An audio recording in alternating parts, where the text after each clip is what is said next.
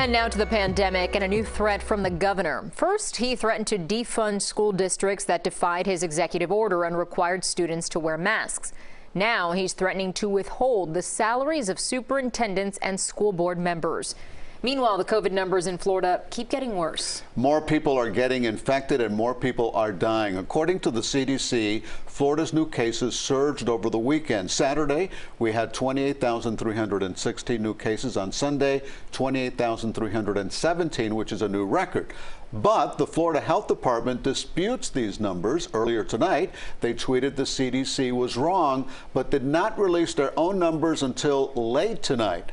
The state now says there were 19,567 new cases Saturday and 15,319 new cases on Sunday. Now back to the CDC report. More people are dying, too. The CDC shows 119 deaths reported Saturday and 120 deaths were reported Sunday. The current average has more than 100 people dying from COVID-19 in Florida each day. Tomorrow, the Broward School Board will have to balance this with the threats from the governor as they once again discuss masks in schools. CBS 4's Carly Barnett has been talking with school board members. She is live right now in Fort Lauderdale. Carly? Elliot, Lauren, masks will be the topic of discussion again tomorrow. Obviously, this is a major conversation considering school starts next week, and the governor has just announced some harsher penalties for those who go against his executive order. Masks in class will be the topic of discussion at the Broward School Board meeting Tuesday. If nothing else came into play, I would say mandatory masks for the first couple of weeks until we get a grip on the numbers and start to see how having 100% of our students back in school, how that affects the protocols. Broward board member Debbie Hickson, along with the other members, already voted unanimously about 2 weeks ago to make masks mandatory in school until at least after Labor Day.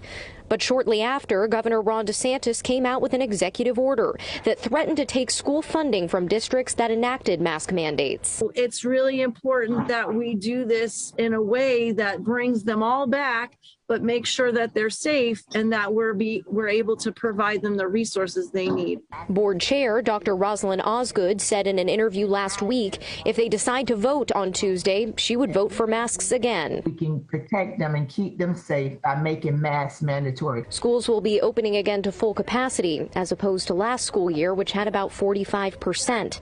While the American Academy of Pediatrics recommends all who are eligible to get vaccinated, as well as wear masks at school, Governor DeSantis is adamant for parents to choose, saying he wants to protect their rights. This should absolutely not be imposed. It should not be mandated. Monday, penalties were taken a step further. His office says the State Board of Education could move to withhold the salary of district superintendents or school board members as a narrowly tailored means to address the decision makers who led to the violation of law. In response, Broward School Board member Sarah Leonardi sent CBS 4 a statement that reads, "I think the governor's new threats say more about what he values as an elected official than anything.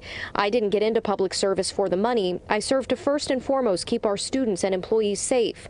Also, the governor has no authority to do what he's trying to do and is in line with his continued executive overreach."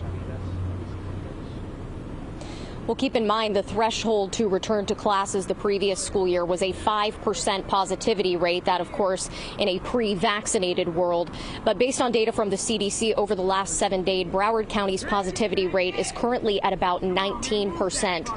Leon, Duval, and Alachua counties are the school districts at this point that have said they are going to challenge the governor's executive order. For now, live in Fort Lauderdale, Carly Barnett, CBS 4 News Tonight. Carly, thank you. Miami-Dade Schools plans to figure out the mask issue next week, but we did get a statement from Superintendent Alberto Carvalho responding to the governor's new threat. It reads in part, quote, "At no point shall I allow my decision to be influenced by a threat to my paycheck, a small price to pay considering the gravity of this issue and the potential impact of the health and well-being of our students and dedicated employees."